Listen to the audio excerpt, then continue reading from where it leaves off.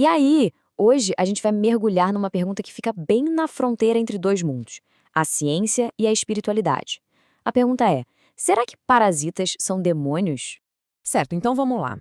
A nossa investigação aqui começa com uma pergunta que parece simples, mas olha, ela é super profunda e acaba unindo universos que normalmente nem se falam, a biologia e as nossas crenças. E tá aí. A grande questão que vai guiar toda essa nossa conversa é essa. Parasitas são demônios?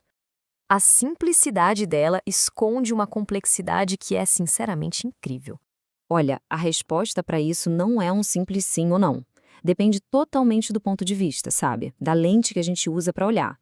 E para começar, vamos colocar lado a lado as duas visões mais distintas, a da ciência e a da espiritualidade. Duas definições bem diferentes para a mesma palavra. E aqui a gente já vê a grande diferença, né? De um lado, a ciência, bem direto ao ponto, um parasita é um bicho, um organismo biológico, um verme, um fungo que vive às custas de outro ser. Simples assim. Agora, na visão espiritual, a coisa muda de figura. O termo vira uma metáfora para energias ou até entidades que se alimentam da nossa energia vital, sugando emoções densas como medo e raiva. E é aqui que a coisa fica mais interessante. A gente vai começar a explorar como várias tradições espirituais, em lugares e tempos diferentes, descreveram um fenômeno muito parecido, mesmo que não usassem exatamente a palavra parasita. Tem um fio condutor que liga tudo isso. Vamos começar pelo cristianismo, mais especificamente na sua veia mística.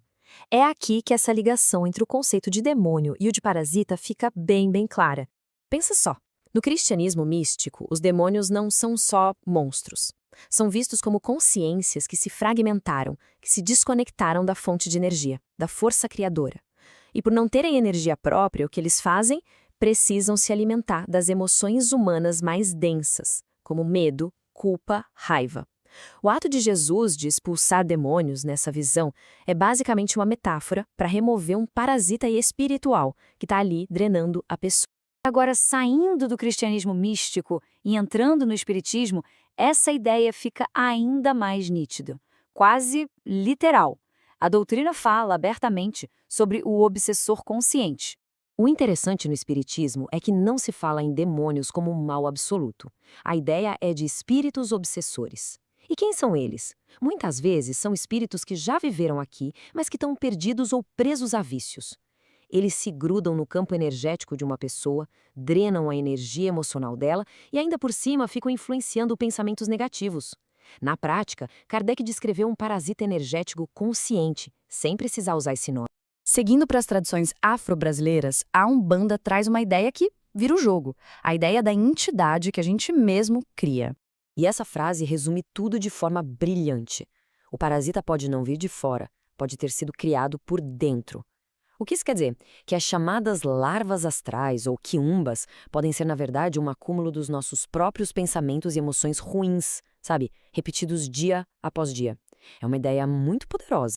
E essa ideia da Umbanda é a ponte perfeita para a gente mudar o foco, para olhar para dentro. Vamos ver agora como o Oriente, especialmente o budismo, enxerga esse parasita que a gente mesmo pode criar. No budismo, a gente não vai ouvir falar de demônios externos. O conceito-chave aqui é Mara. E Mara não é um bicho-papão lá fora. É a personificação das nossas próprias coisas.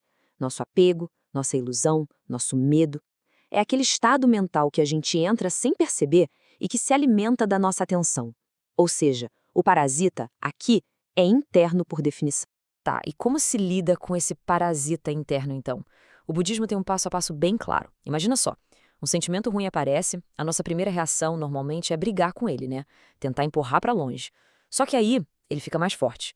Ele se alimenta dessa briga. A solução então é o contrário, é simplesmente observar, sem julgar, sem se identificar.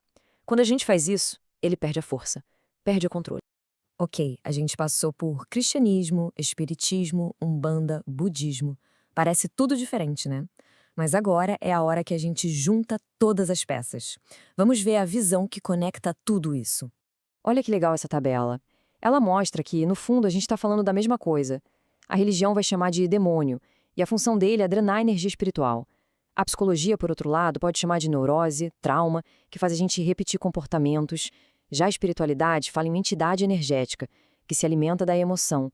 São nomes diferentes, pontos de vista diferentes, para o mesmíssimo fenômeno central. Certo. Então, se o problema é basicamente o mesmo, só que visto por ângulos diferentes, qual é a saída?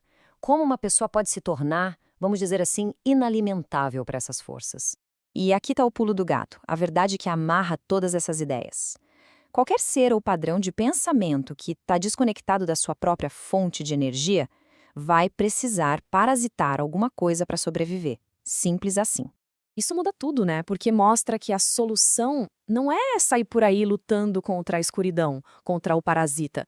A solução é acender a própria luz, é focar em elevar a nossa própria condição e não em combater o que está fora. E como a gente faz isso na prática? Como se alcança essa autonomia energética?